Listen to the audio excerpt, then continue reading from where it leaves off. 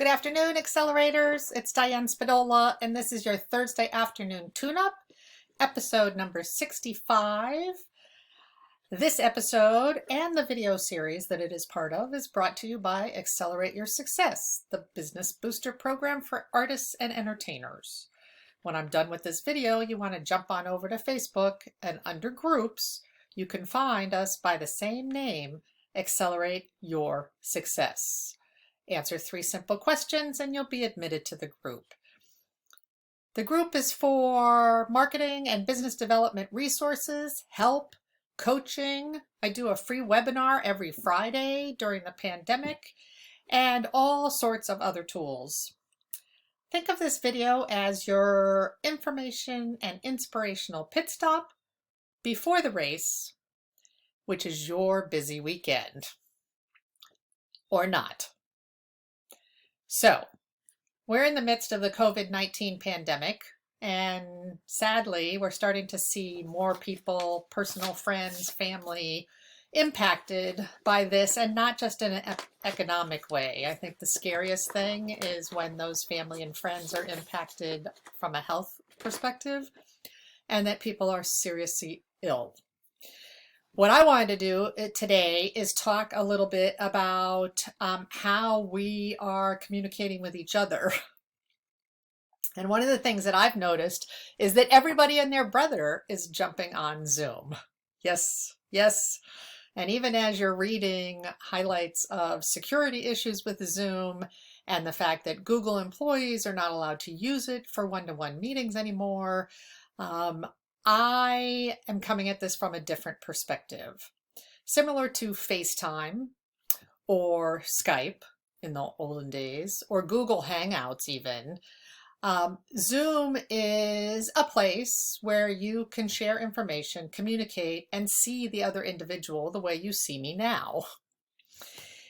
However, there's something to be said for presenting a professional demeanor when you're on Zoom. Now, I'm not talking about virtual happy hours, and I'm not talking about when you, late at night, if you do what I do, where you get your best girlfriend on a Zoom call, you're both in your pajamas, no makeup, you're just hanging out and chit-chatting, but you want to see each other's faces. That's not what I'm talking about.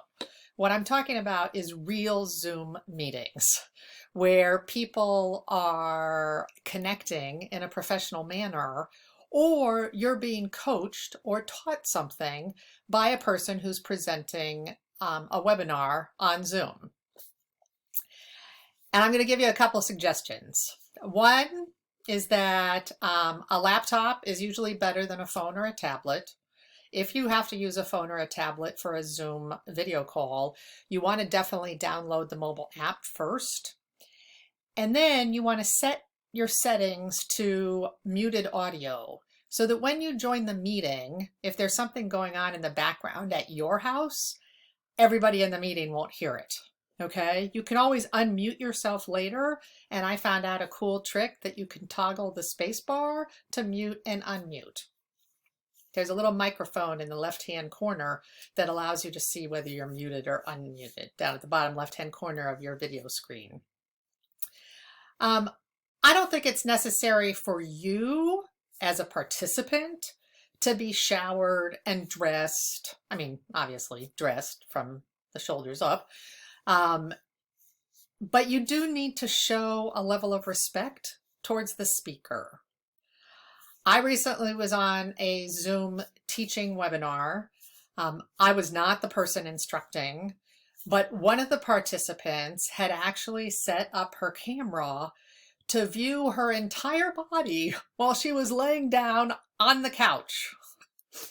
And although I certainly understand the desire to be informal, especially in this weird time with COVID-19, that people don't really know what to do or not getting dressed, we may not be showering, but to be lying down in bed, or on the couch, would you do that at a meeting if that person was right there in a classroom? I don't think so. So let's show a little bit of professional demeanor for the people that are delivering you the content and are teaching you the cool new things, which could be even something as simple as how to learn Zoom. If your call or your meeting has a ton of people, I would encourage you to stay muted and to use the chat for asking questions. And in fact, while we're on the subject of the chat, one of the things that you can do is create little blurbs that you can cut and paste, put them on a Word document and leave them open on your desktop. Little blurbs that you can insert in the chat that answer a speaker or a teacher's most common questions. Things like your 30-second introduction, who you are and where you're from, what do you do? What is your occupation? Also, if you're inviting people to a follow-up meeting, having that event invite or a calendar note or the URL of a site that a person needs to register on, have those things prepared already so that you don't have to take the time off of the webinar to type them in. And the other thing is when people are typing in hurriedly in a chatting situation, there are often typos that'll make it impossible for somebody to click on that link or learn more. So use the chat to present your little introductory blurbs, your elevator speech, if you will, and to post other events that you think that the audience might be interested in. You can also use the chat for asking questions of the speaker if there's not a specific Q&A time period for that.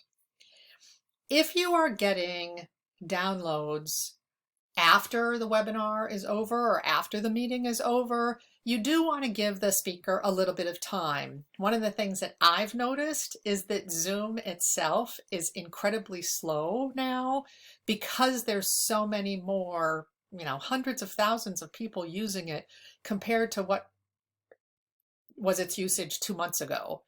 And what I'm finding is that the platform is not as responsive in terms of sending me the recording. And sometimes I have to actually clean up those recordings before I can download them to the people that are waiting to hear the replay. So I ask, rather than push the button and ask the presenter for a replay immediately after the webinar, give them 24 hours or so to get the replay out to you because they're probably really busy.